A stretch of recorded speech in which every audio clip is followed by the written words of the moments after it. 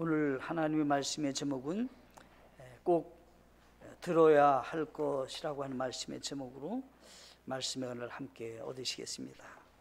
16절에 보시면 이에 바울이 일어나 손짓하며 이르되 이스라엘 사람들과 하나님을 두려워하는 사람들아 너희는 들으라, 이렇게 말씀하고 있습니다. 꼭 들어야 할 것이라고 하는 말씀의 제목으로 말씀의 은혜를 함께 얻으시기 원합니다. 성경에 보면 사울이라는 사람이 처음 등장할 때 그 사람은 9장 1절에서는 뭐라고 기록하냐면 사울이 주의 제자들을 치려고 이렇게 됐습니다. 스데반을 이제 세상 떠나게 만드는 앞장선 삶이었는데 이제는 더 나가서 예수님을 따르는 사람들을 이제 잡아서 이제 감옥에 가두거나 또 이제 순교하게 하는 일에 앞장서기 위해서 그는 위협과 살기를 내뿜으며 그냥 아주 그 일에 전념하려고 애를 썼다, 이런 얘기입니다. 그래서 이제 대제사장에게 편지를 받고 사람들이 모여있는, 그리스도인들이 모여있는 다마스커스로 사도 바울이 향하게 되었다는 겁니다. 그 부활의 주님을 만나기 전에 사도 바울과 이제 예수님을 만난 다음에 사도 바울의 모습이 몇 장 사이에 완벽하게 바뀌는 겁니다. 어떻게 이 사람이 이렇게 변화될 수 있는가라고 하는 겁니다. 변화될 수 있었던 한 가지는 그의 마음속에 예수님이라고 하는 부활의 주님을 만난 것과 안 만난 것과 차이가 확연하게 드러나게 되는 것입니다. 종교 생활을 했던 사도 바울에게는 아무 변화가 없었습니다. 그런데 부활의 주님을 만난 다음에 사도 바울은 완벽하게 바뀌었습니다. 그래서 이제 그 사람이 13장에 오면, 사도행전 13장에 가면 하나님께서 그를 이제 복음을 증거하는 사도로 부르셔서 내보내신 것이 13장에 기록된 것입니다. 이제 13장에서는 사도 바울이 이방 땅을 향해서 복음을 증거하러 나가는 것입니다. 오늘 우리 14절부터 저는 52절 말씀을 상고할 텐데 14절부터는 여기 성경에 보니까 버가라는 곳에서 사도 바울이 이제 비시디아 안디옥이라고 하는 곳에 갔다라고 하는 것이 시작되는 겁니다. 이곳은 다 튀르키예, 오늘로 하면 소아시아라고 말하는 튀르키예라고 하는 그 나라에서 지금 일어나는 그런 사건입니다. 1차 선교 여행을 떠난 사도 바울이 이제 버가라고 하는 곳에서 비시디아 안디옥, 버가라는 곳은 약간 해변가라고 한다면요, 비시디아 안디옥은 내륙으로 좀 들어가는 겁니다. 그래서 그것에 들어갔는데 사도 바울이 늘상 마음에 부담감이 있었습니다. 이방인에게 복음을 증거하는 일에 자기가 열심을 내면서도 마음 한가운데서는 우리의 가족, 우리의 친족들을 어떻게 구원받게 할 수 있을까?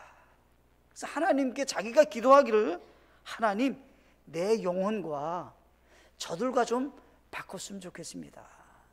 저들이 만약 지옥 가는 일이라면 제가 대신 좀 지옥 가고, 저 사람들이 천국 갈 수만 있다면 참 제가 바랄 것이 없습니다. 자기 소원 얘기죠. 그것이 이제 로마서 성경에 보면 9장 2절로 3절에 가면 내게는 마음속에 큰 근심이 있고 계속해서 슬픔이 있노라. 육체에 따른 내 형제들, 내 친족들을 위해서라면 차라리 내 자신이 그리스도로부터 저주받기를 바랄 수도 있으리니, 이렇게 되어 있어요. 그의 마음속에는 이스라엘 백성들이 어떻게 하면 구원받을 수 있을까, 이렇게 생각을 했던 것입니다.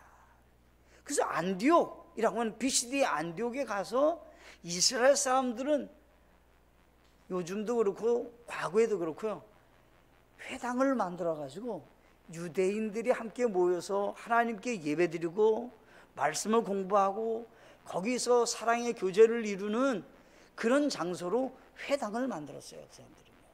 그 당시에도 회당들이 있었던 겁니다. 그래서 이 사도 바울이 그곳에 갔다는 겁니다. 거기 가니까 거기 이제 많은 이스라엘 사람들이 함께 있는 거예요. 모르는 사람이 온 거죠. 말하자면 사도 바울과 그 일행들이 왔으니까 모르는 사람들이 오니까 당신네들도 좀 말하라고 그러면. 그러니까 사도 바울이 내가 말해도 되느냐. 그러니까 16절에 이에 바울이 일어나 손짓하며 이르되 너가 말할 수 있는데 말해도 된다 라고 하니까 사도 바울이 이제 이스라엘 사람들과 하나님을 두려워하는 사람들아, 거기에는 유대인들도 있고 또 이방인들도 있는데 그 사람들에게 강력한 얘기를 하는 겁니다. 지금 반드시 여러분들이 들어야 될 얘기를 내가 하고자 합니다. 오늘 말씀은 다른 것이 아니라 사도 바울의 설교, 한편의 설교인 겁니다. 비시드의 안디옥이라는 곳에 가서 지금 사도 바울은 거기 있는 사람들에게 자기 속 얘기를 말하라고 하니까 내가 꼭 말하겠습니다. 근데 꼭 필요한 얘기를 좀 할 터이니 꼭 경청해서 좀 중요하게 이것을 좀 들어주십시오. 그런 얘기입니다. 성경 보면 몇 사람이 거쳐서 설교를 했어요.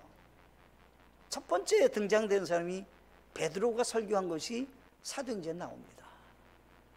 베드로가 설교를 했어요. 그 다음에 누가 또 설교했냐면 스데반이라는 사람이 돌에 맞아 죽기 전에 설교를 했어요. 그리고 이제 사도 바울이 첫 번째 설교가 성경에 기록된 것입니다. 그 사람이 가지고 있는 첫 번째 제일 중요한 얘기를 지금 하고 있는 겁니다. 사도 바울은 여러분들에게 간곡하게 말할 수 있는 기회가 주어진다면 여러분들 무슨 말씀을 그 사람들에게 말하겠습니까? 사도 바울은 반드시 내가 해야 될 얘기를 해야 되겠다는 마음으로 지금 전하는 것입니다. 오늘 세 가지로 요약을 해서 우리가 꼭 들어야 할 것, 그 말씀을 생각해 보길 원합니다. 첫째가 이스라엘의 역사를 통하여 하나님의 살아계심을 알고 믿어야 합니다 라고 하는 겁니다.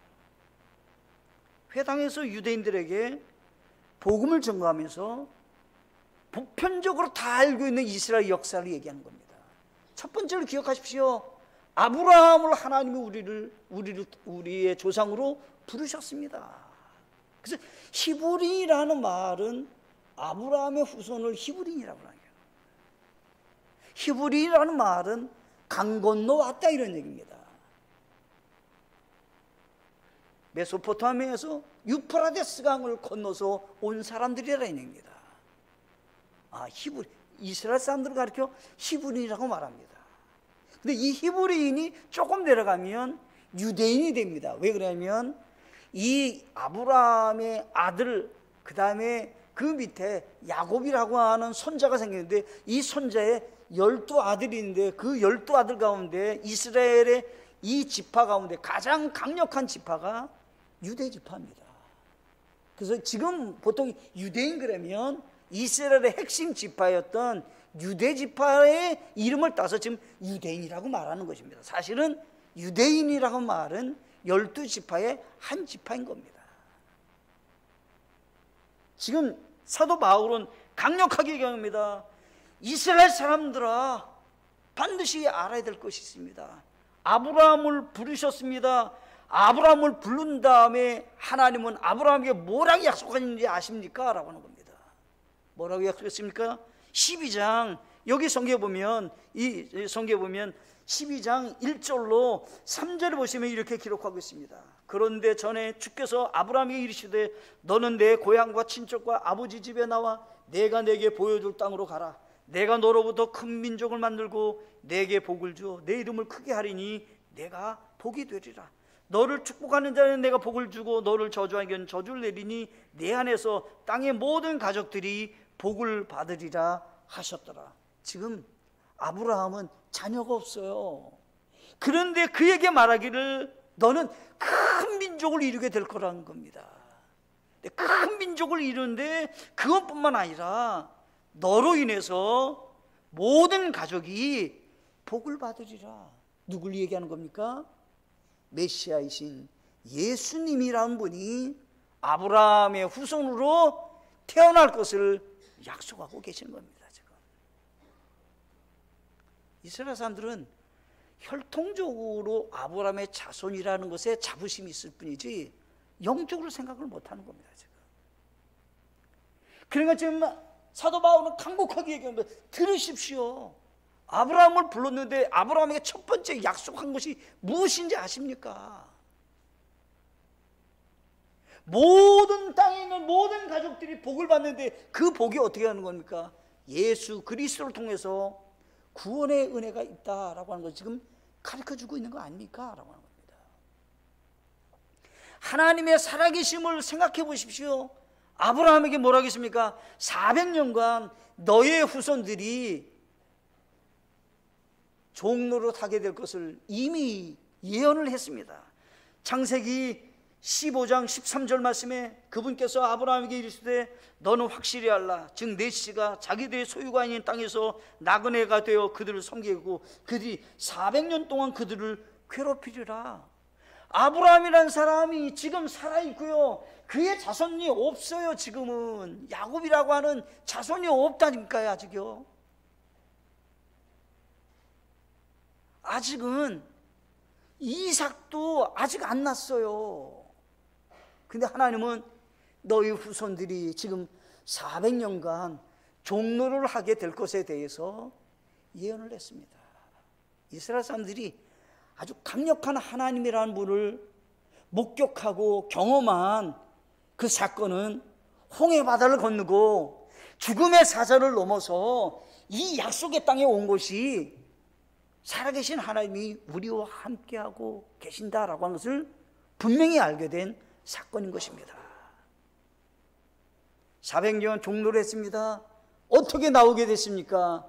하나님의 능력으로 바로 왕을 어떻게 해요? 죽음의 사자로 인해서 무너뜨렸어요.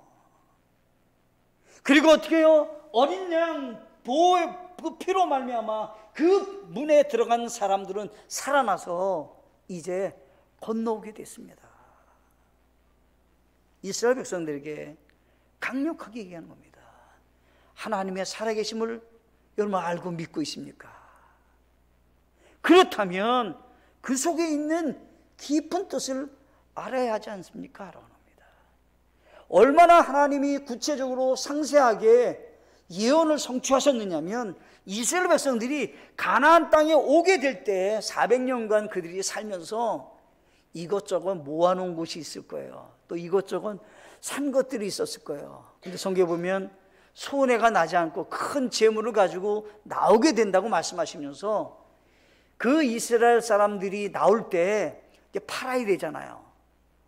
팔아야 되는데 금과 은과 보석 등 좋은 것들을 가지고 나오게 될 것에 대해서 성경은 예언을 했어요.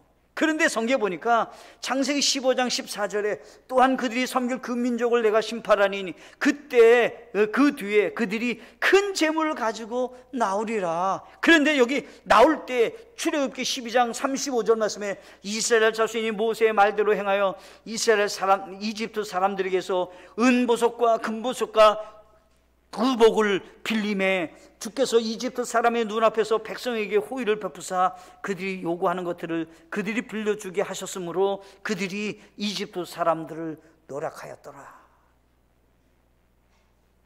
아무 손해가 나지 않고요, 이스라엘 사람들이 가나안 땅에 올 수 있도록 하나님의 길을 열어주셨다는 겁니다. 하나님은 어떤 분이신가? 라고 하는 겁니다. 400년 종료를 하게 될 것이다. 종료됐습니다. 나오게 될 때 아무 손해 없이 나오게 될 것이다. 말씀하신 대로 그대로 나오게 되었습니다. 40년 동안 광야 생활하는 동안에 하나님이라는 우리를 얼마나 사랑하시는가를 알 수 있지 않느냐. 우리는 어떻게 했냐, 악행을 했기 때문에 아주 우리는 악하게 하나님을 대했다는 거예요. 이스라엘 백성들이 만나를 내렸는데 만나가 맛없다고 막 불평하는 겁니다. 목이 가라면 물이 없다고 막 불평하는 겁니다. 그때 하나님 어때요? 반석에서 물을 주시거나 쓴물을 맞이했으면 단물이 되게 해서 마시게 하셨습니다. 하나님이 오래 참으시고 긍휼을 베풀어 주셔서 나오게 하셨다는 겁니다. 지나가게 하셨다는 겁니다. 우상 숭배했던 그 사람들에게 하나님께서는 무사히 가나안 땅에 오게 하셨다라고 하는 겁니다. 이 모든 사건을 무엇을 얘기하고 있는 것입니까? 살아계신 하나님이라는 분을 알고 믿어야 합니다 라고 하는 것입니다.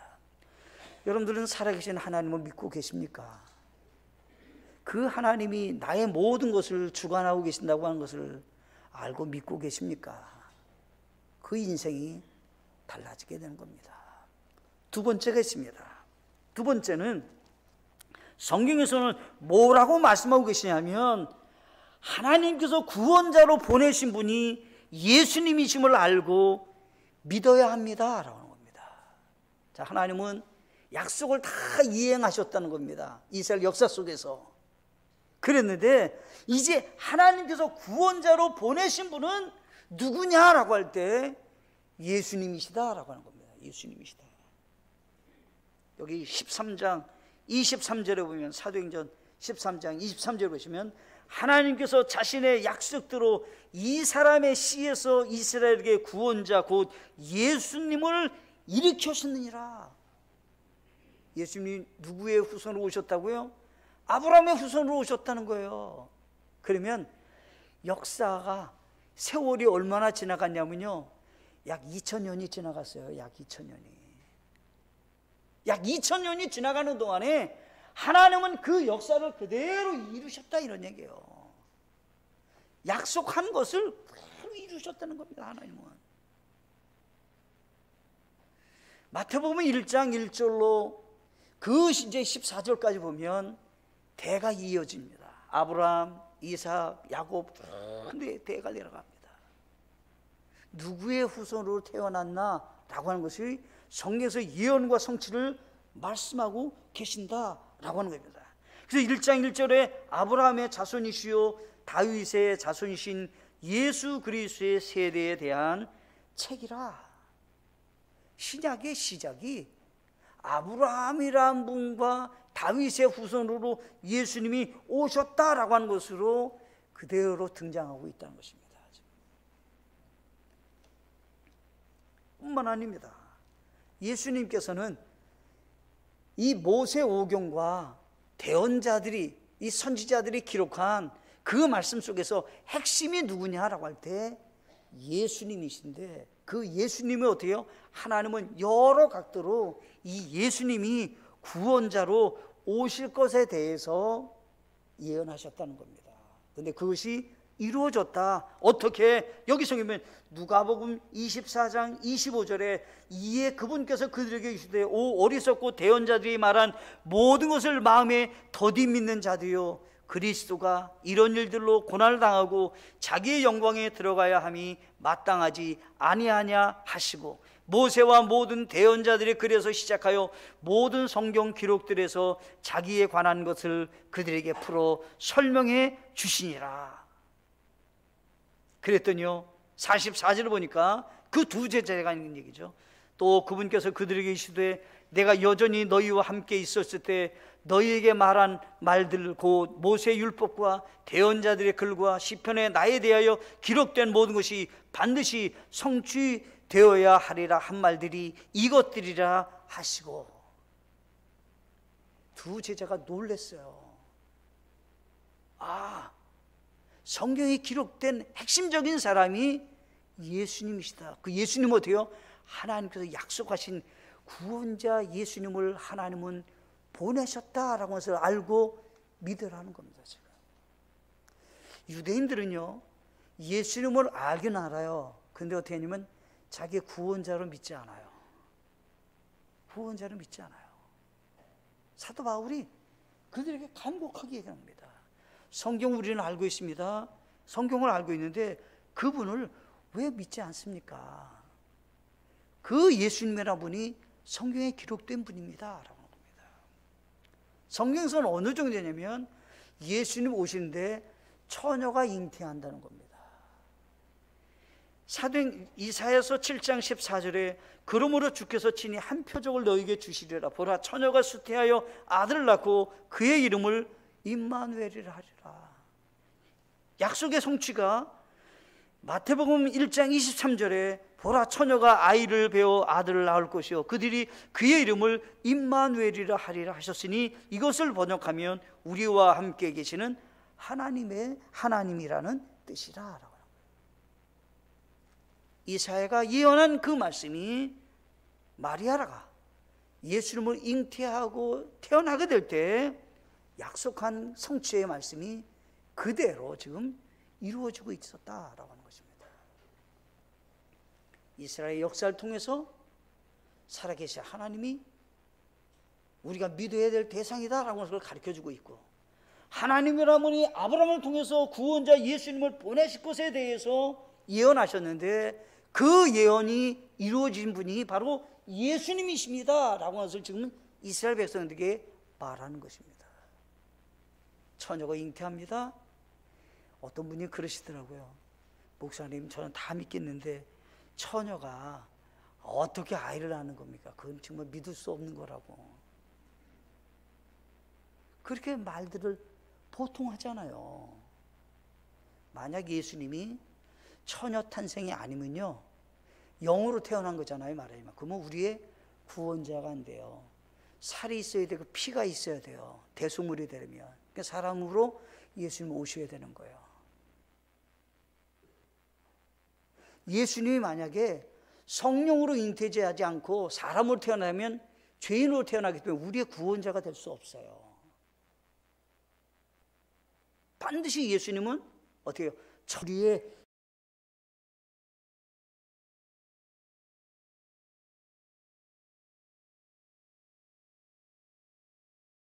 죄의 대속물이 되시는 거예요.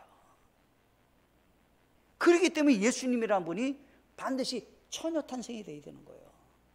처녀 탄생이 아니면 우리의 구원자가 안 되는 거예요. 이 세상 어떤 교주도 구원자가 될 수 없어요. 그분은 어때요? 그냥 죄인이에요. 죄인으로 태어난 사람이에요, 그 사람이. 우리의 구원자가 절대 될 수 없는 거예요, 그분은. 예수님만 보니 이 땅에 오셔서 이제 태어나면 이집트로 피신할 것을 예언했습니다. 마태복음 2장 14절 말씀에 그가 일어나 밤에 어린아이와 그의 어머니를 데리고 이집트를 떠나. 그렇죠? 근데 이 예수님이 다시 어떻게 해요? 오실 것에 대해서 말씀하셨잖아요. 그것이 호세아 11장 1절에 예언했어요. 이스라엘이 아이였을 때 내가 그를 사랑한 것, 내 아들을 이집트에서 불러내어노라. 이집트에 예수님이 피신할 것을 예언을 했어요. 근데 어떻게 해요? 예언이 성취됐다는 거예요. 누구 때문에 피신하는 겁니까? 헤롯 왕이 2살 이하의 아이는 어때요? 전부 살해하는 거예요. 그러니까 어떻게 해요? 예수님이 마리아와 함께 이제 피신하게 될 것을 성경이 예언했다 이 말이에요. 그래도 어떻게 해요? 그대로 성취됐다 이런 얘기를 하는 거거든요. 뿐만 아닙니다. 예수님이 오시기 전에 반드시 누가 등장하냐라고 할 때 예수님의 구원의 길을 예비하는 사람이 등장하게 될 것이다 라고 합니다. 그것이 이사야서 40장 3절 말씀에 광야에서 외치는 자의 소리가 있어 이르기를 너희는 주의 길을 예비하라. 사막에서 우리 하나님을 위해 큰 길을 곧게 만들라. 이렇게 예언했는데 그 성취된 것이 성경이 말하고 있는 거잖아요. 요한복음 1장 22절로 23절 말씀에 이에 그들이 그에게 이르되 너는 누구냐? 우리를 보낸 사람들에게 우리가 대답하라 하게 하라. 너는 내 자신을 가리켜 누구라고 하느냐 하니 그가 이르되 나는 대언자 이사야가 말한 것 같이 주의 길을 곧게 하라 하고 광야에서 외치는 자의 소리도 하는. 그 누구예요? 침례자 요한이잖아요. 예수님보다 확실히 알 수 있게 친척 가운데 6개월 먼저 예수님보다 태어난 사람입니다. 그 침례자 요한이 당신은 누굽니까? 얘기하니까 나는 이사야 대언자에게 이미 예언됐던 광야에서 외치는 자의 소리, 그 사람입니다. 자기가 얘기하는 겁니다. 제가 성취된 것을 얘기하는 겁니다. 제가.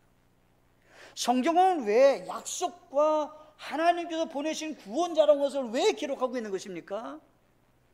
우리가 조금 의심이 생기거나 믿음에 있어서 확신이 부족할 때 정확하게 알고 믿을 수 있게 역사하고 계시는 하나님의 사랑의 계획의 손길이다라고 하는 것입니다.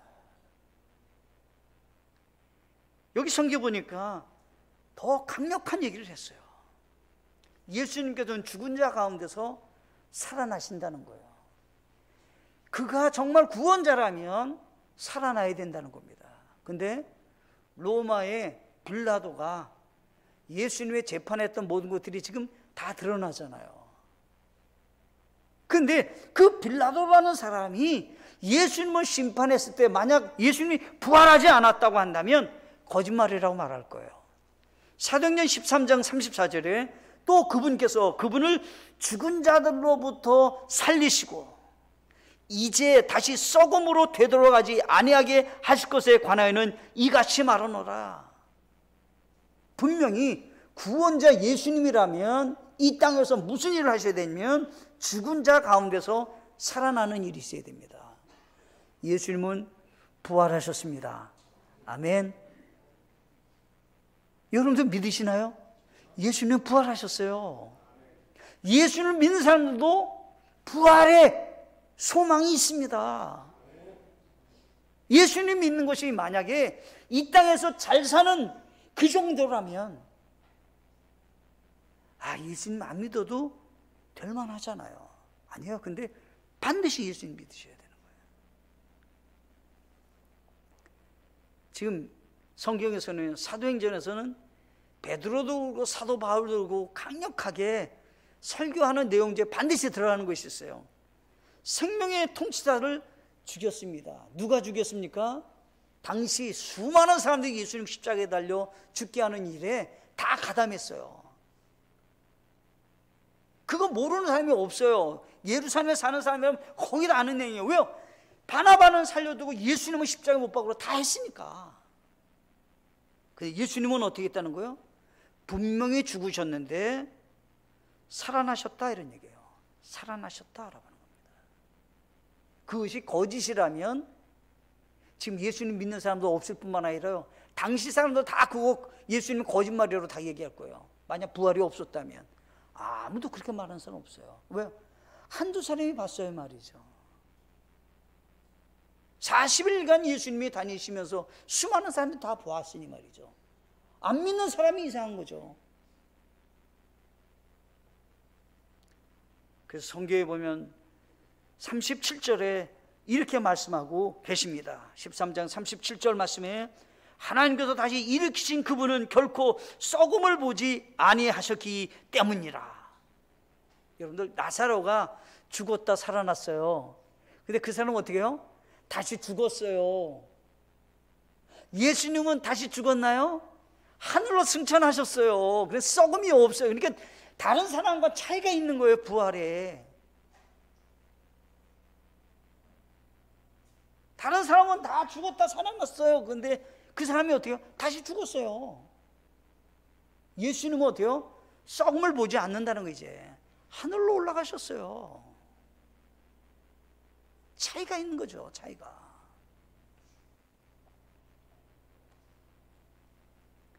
세 번째 마지막으로요, 거절하지 말고 개인적으로 예수님을 믿고 구원받아야 합니다 라고 하는 겁니다. 그 이제 이스라엘 사람들은 대다수 구원을 어떻게 받는가 생각할 때 사도행전 13장 39절에 이렇게 돼 있어요. 또 모세 율법으로는 너희가 의롭게 되지 못하던 모든 일에서도 믿는 모든 자가 그분으로 말미암아 의롭게 되었다는 것이라. 이스라엘 사람들 대다수가 어떻게 구원을 받는다고 생각했냐면 모세 율법을 지켜서 구원받는다고 생각을 했어요. 이 사람들은 어떻게든지 성경대로 행하면 구원을 받을 거라고 생각했어요. 그런데 성경에서 지금 정확하게 얘기했어요. 어떻게 구원받느냐라고 할 때 조금 전에 읽었던 39절 말씀을 제가 자세히 읽어볼게요. 모세 율법으로 너희가 의롭게 되지 못하던 모든 일에서도 우리가 온전히 지키지 못한다 이 말이에요. 그런데 믿는 모든 자가 누구를 믿어요?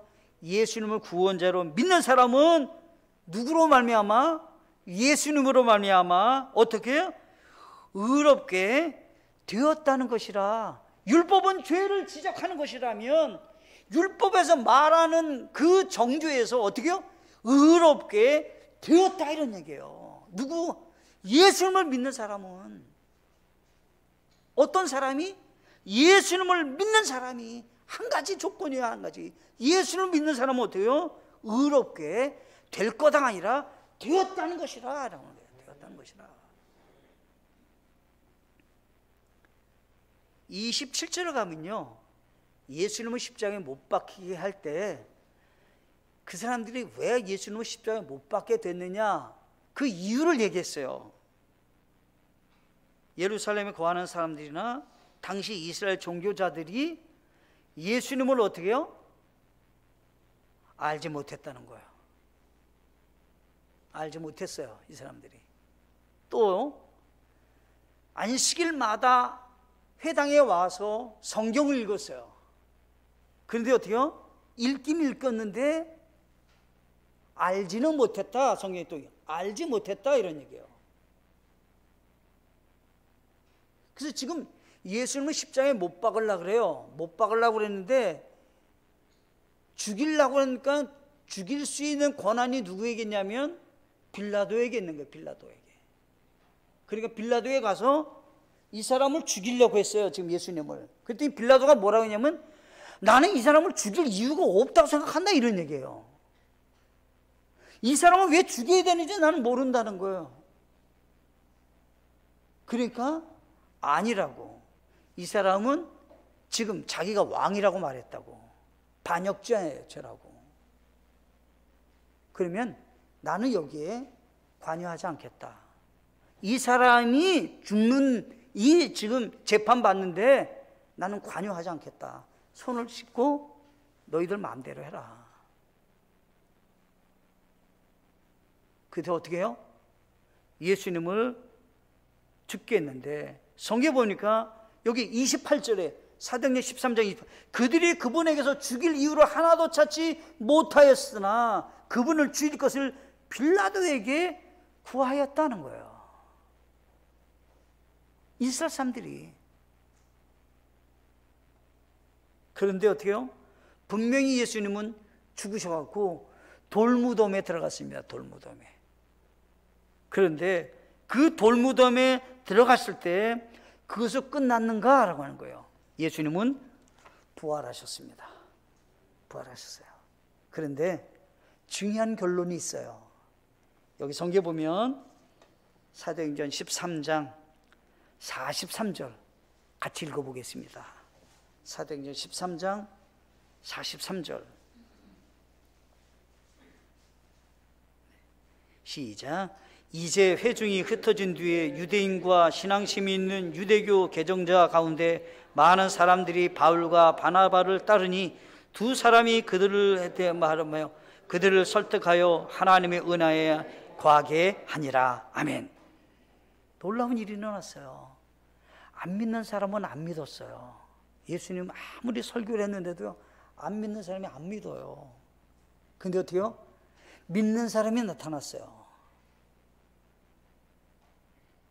그래서 어떻게 해요? 바울과 바나바를 따랐다, 믿었다 이 말이에요. 그리고 함께 부활의 소식을 전하는 사람이 되겠다, 이렇게 헌신을 가졌다 이런 얘기예요. 그런데 더 놀라운 것은 사도 바울이 설득했어요. 이해시켰어요. 그래서 어떻게 해요? 너희가 하나님의 은혜 가운데 거하라. 그랬더니 거하는 사람이 있었다 이런 얘기예요. 그래서요, 구원은 개인적인 거예요.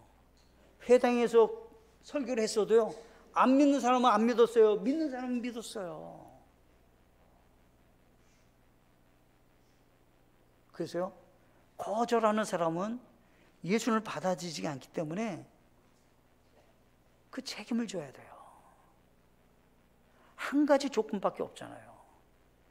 누구든지 예수님을 믿는 자에게는 영원한 생명이 있다. 요한복음 3장 16절이에요. 하나님이 세상을 이처럼 사랑하사 독생자를 주시니 누구든지 저를 믿는 자는 멸망하지 않고 영생을 얻게 하려 하심이라. 하나님이 주신 계획이 무엇인가라는 거예요. 하나님이 약속하신 것이 무엇인가라는 겁니다. 하나님은 우리에게 주시고자 하는 선물이 뭐냐는 거예요. 어떻게 얻게 됐냐는 거예요. 어떻게 구원받는다는 거예요. 예수님을 통해서 구원받게 된다라고 하는 것입니다. 이 가을에 구원의 은혜에 감사하는 추수감사 예배 드리셔야 되는 겁니다. 추수감사의 첫 번째는 이집트에서 나온 이스라엘 백성들에게 유월절을 기억하라 이렇게 얘기했어요. 그 뭐예요? 구원의 은혜를 감사하라는 거예요. 추수감사의 첫 번째는 나는 구원의 은혜가 있는가라고 하는 거예요. 그러면 추수감사가 1번으로 될 수 있어요. 두 번째는 생각해 보시는 거예요. 나는 구원받고 난 다음에 부활의 증인으로 나는 살고 있는가? 벙어리같이 말 한마디도 못하는 사람인가? 누구에게나 예수님 믿어야 된다고 구원받아야 된다고 나는 그렇게 말하는 사람인가? 생각해 보셔야 돼요. 그래서 어떻게 해요? 노아와 같이 의를 선포하는 이 시대 하나님의 사람들이 되셔야 되는 겁니다. 세 번째가 있어요. 내 가족 구원받았는가 생각하셔야 돼요. 우리 주님 오실 때가 가까웠어요. 내 가족은 내가 역할을 하셔야 돼요. 내가 그걸 못한다. 주님 앞에 가면요 부끄러울 거예요. 부끄러울 거예요. 결혼했어요? 자녀들 반드시 구원받게 해야 돼요. 그거 안 하면 부모의 역할이 안 되는 거예요. 그건요. 꼭 예수 믿고 구원받아 하나님의 자녀가 되는 놀라운 은혜가 있는 이 11월 추수의 계절, 감사의 계절이 다 되시기를 진심으로 바라겠습니다. 함께 기도하시겠습니다.